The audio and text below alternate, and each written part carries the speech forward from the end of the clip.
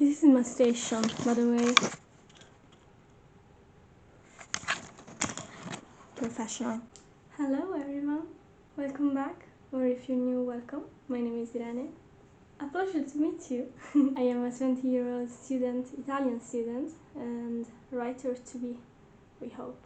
And I study literature and I love books with all my heart. Today I'm here on a mission to help those of you who want to start reading classics but don't really know where to start.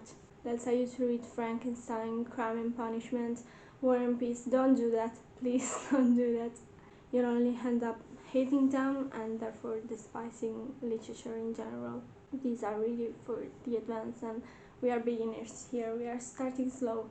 So I'm here to give you 8 wonderful, brilliant, magnificent classic books that are actually accessible and that you can read as a beginner so you don't completely lose your mind and hate reading for the rest of your life.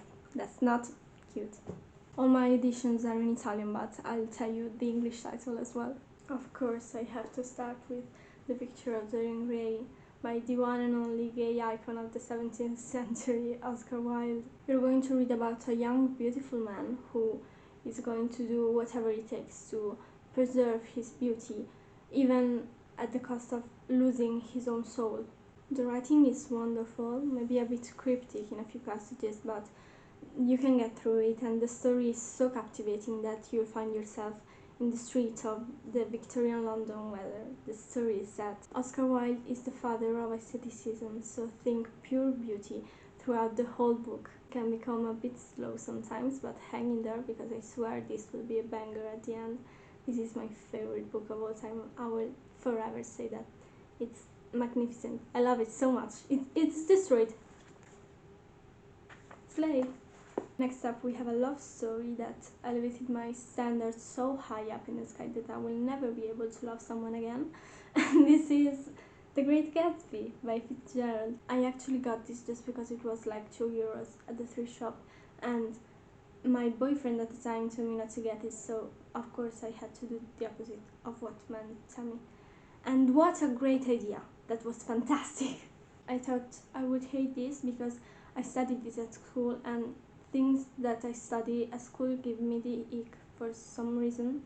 I still gave it a shot again because it was €2 at the thrift shop, and now it's one of my favorite books of all time. It's really wonderful. It's not just the sweetest love story, the writing is phenomenal and each character is more marvelous and interesting than the other. The love story is fundamental for this one, and as a love story hater, I will tell you this was magical. I think I would ruin it if I said something more, so I just say that it's pure magic in every page, and it's completely accessible for beginners and whoever, really. It's really simple language but beautiful, beautiful writing. We now have a short, sweet book that I read in the span of a few days last year in the April sun, and I still dream about it, and it's Breakfast at Tiffany's by Truman Capote. Once again, 145. I can say more. An unnamed writer tells us the story of Holly Golightly, I think, which is her neighbor in the Upper East Side in New York. And she's a young girl without a job that lives through wealthy men, and she can never find herself to be stable and tranquil until she's at Tiffany's, which is the only place that can really calm her when she's anxious or overwhelmed. And we all got that place or that person where we go when everything is too much and we just need to remember why we exist and what we have to do and what is life and the little things that really mean something to us. So this was really, really sweet and beautiful. This is definitely due for a read because all I remember of reading this book is the vibes, which were immaculate. But I'm sure there were other things. But yeah, it's like 80 pages long, a wonderful and simple read for everyone, truly.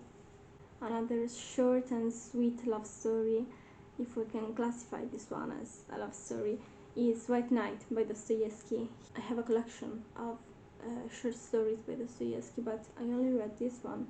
I was sobbing when I finished it, and I could just stop here and get you to read it just to sympathize with me. This is the most beautiful story, and it's so majestic for its 60 pages. And you finish it and you realize you're not in the street of St. Petersburg anymore, and nothing makes sense and nothing is good anymore, and it's two strangers bond over a series of conversations they have through various nights, and they suddenly find themselves to be complete in the other one, despite reality and despite whatever is happening in their life in that moment. Absolutely an essential reading. You can read this in one sitting without any problem, and I'm pretty sure you can find this online. I didn't tell you that. So you have no excuses at all. Read this. This is majestic, really, it's wonderful. I could also tell you to read Notes from the Underground, but I'm not sure. It's for the brave. It's for the brave, but it's wonderful. It was my first Dostoevsky. I wrote a blog post about it, so check that out. An essential reading. It's very short, but it's more cryptic and it's more thoughtful, and it's a bit more complicated to understand, but you can try it, I think. Let's stay in the world of love for a bit more, because then everything will crumble. I'm telling you that. The quintessential lesbian poet, Sappho. Any of her poetry collection, mine is an Italian edition from Newton Compton, and it has the original Greek text at the beginning. I don't know Greek, but it's cute. Her stunning poetry pieces are all about queer love and beauty, and it's absolutely incredible for me how modern this is, how modern it feels. It feels like love I could actually feel. It's wonderful. Don't get scared by the fact that she's an ancient Greek poet. I swear to you, nothing is more accessible than this. A lot of modern poetry is more cryptic than any of the fragments I've read in this book. It will completely blow you away with its uniqueness of style and the tenderness of the words. It feels like honey.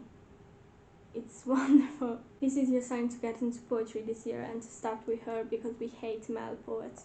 We only want gay women to talk about sex and love. Am I right? Here we are with the Americans again, with The Old Man and the Sea by Ernest Hemingway. This was my first Hemingway. I still haven't read anything else by him, I think. Yes.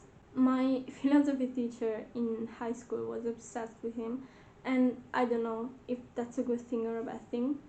I think it's a bad thing. This is the story of a old man who could really well be your grandpa, who dedicated all his life to fishing, and one night he gets stuck in the middle of the sea because he caught this enormous fish that took the bait, I think it's called, and led him to stay in the middle of the sea for days. I'm going to be completely honest, I didn't love this one because I think I was influenced by the fact that my philosophy teacher loved Hemingway, and I did in fact despise him. And B, I'm a vegetarian, and he really describes how he rips the fish apart, and that was a bit disgusting for me. I'm okay with human bodies being ripped apart, but not fish. Please, leave the tuna alone. As I will say, this is really accessible for everyone. It's not really fast-paced, but it goes with how he spent the time in that boat for days and days without having anything to do, anyone to talk to, so it's really real. It has great writing, and so if you like more real stories, more realistic things, and you like fish being torn apart, then this is for you. Now one for the dystopian girlies here. Don't start with 1984.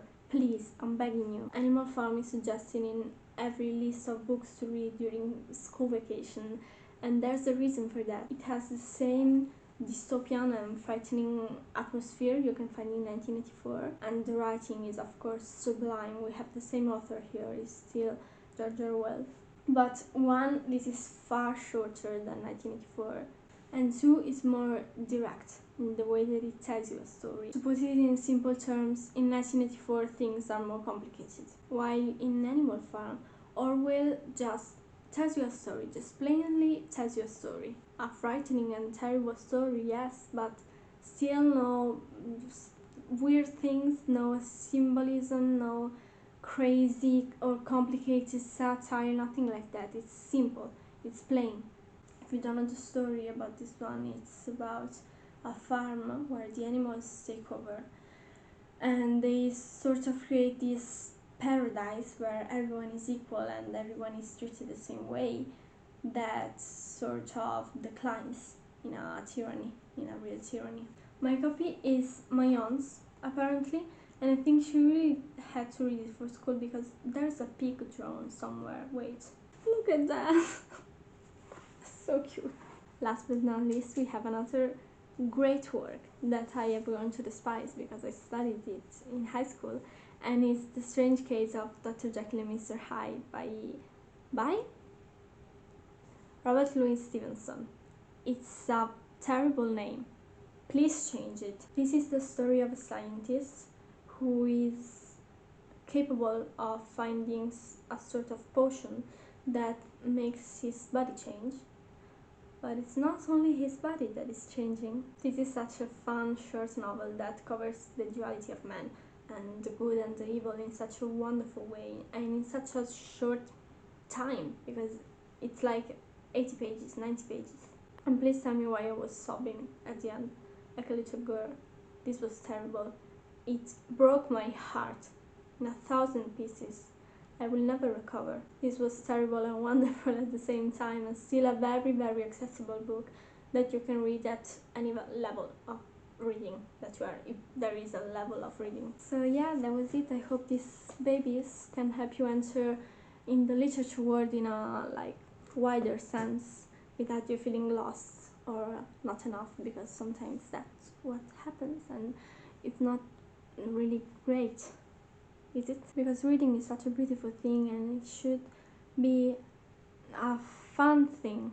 It should be something that doesn't weight on our back, you know. Thank you so much for chatting with me. I hope this helped you or it just kept you company. Let me know if you read some of these and if you like them, and if you have more great and simple work, please write them down in the comments, because why not? You can find me on almost every social media except for Twitter because I hate it, and Thread. What the fuck is Thread? And I also have a blog both in English and Italian. Everything is linked down below. Thank you so much for being here. I hope you have a wonderful day or a wonderful night or whatever, and I'll see you in the next one. Love you. Bye.